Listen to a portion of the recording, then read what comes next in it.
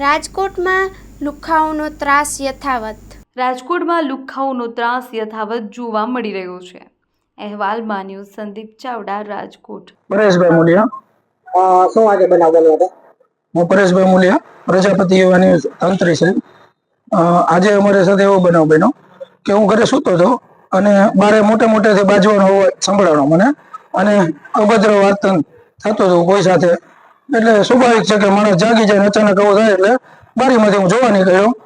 બારીમાંથી જોતા મને એવું દેખાણું કે 15-20 લોકો મોટા અવાજે અંદર બાજતા હોય ને ગાળી ગલોચ કરતા હતા એમ.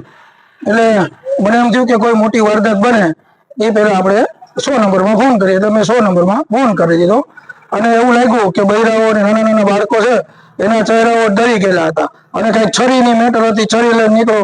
એટલે હું ઉઠ્યો તો એટલે મને એમ થયું કે આવું બને એ બધા 100 નંબરમાં મેં ફોન કરી, પોલીસ બોલાવી અને એમને દેવા માટે કે ભાઈ શું પરિસ્થિતિ છે. કદાચ પરિસ્થિતિ વણશે તો મેં મારા મોબાઈલમાં એ ક્ષણને કેદ કરવા માટે મેં ચાલુ કર્યો મોબાઈલ અને એ મોબાઈલ ચાલુ કર્યો એટલે આ લોકોને એ ન ગમ્યું અને એને મારો મોબાઈલ ચટી લીધો.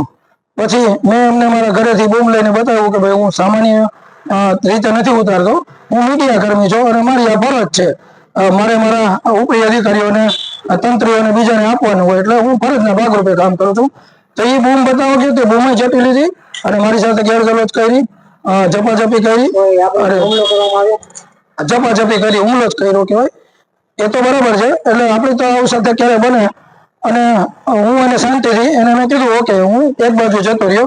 પણ આ સમગ્ર દ્રશ્ય મારી દીકરી નાનકડી છે એને ડરી ગઈ હતી અને એને ખબર હોય કે આવું થાય તો પપ્પા વિડીયો ઉતારતા હોય તો એને એના મોબાઈલનો વિડીયો ચાલુ કર્યો. તો એનો વિડીયો જોઈ જતા એ લોકો અમારા ઘરની અંદર આવી અને મારા મિસિસનો મોબાઈલ ચટી લીધો અને મારો મોબાઈલ, મારી બોનને મારા મિસિસનો મોબાઈલ ચટી લીધો. પછી લોકોની સમજૂતીથી અને પોલીસ આવે ને મને એને બધું ત્યારે પાછું આપી દીધું હતું.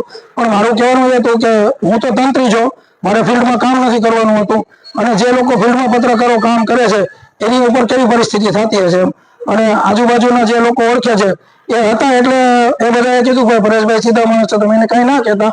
એટલે મારું ત્યાંથી અટકી ગયું. નહીં તરી 100% એ મને મારવાના મૂડમાં હતા અને અવારનવાર એવું બોલતા હતા કે અમે મીડિયાથી બીતા નથી. વિડીયોમાં બી આવે છે, હું તમને વિડીયો આપું છું, વિડીયોમાં બી બોલે છે. અને PCR વેન આવી હતી, PCR વેનની સમક્ષ આ બધી કામગીરી થઈ હતી અને મેં જોયું હતું PCR વેન બી જતી રહી એમ.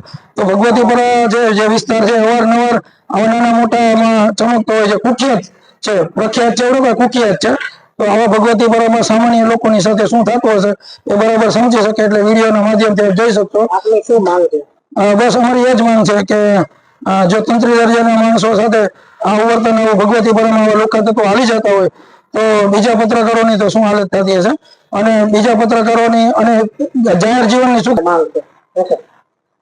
આવા લુખ્ખા તત્વો ઉપર કડકમાં કડક શિક્ષાત્મક પગલાં લેવામાં આવે એ અમારી માંગ છે. એના માટે અમે બી ડિવિઝનને લેખિત ઓન પેપર અમે બધા મિત્રો, પત્રકાર મિત્રો વતી એને ઓન પેપર અમે અરજી કરેલી છે.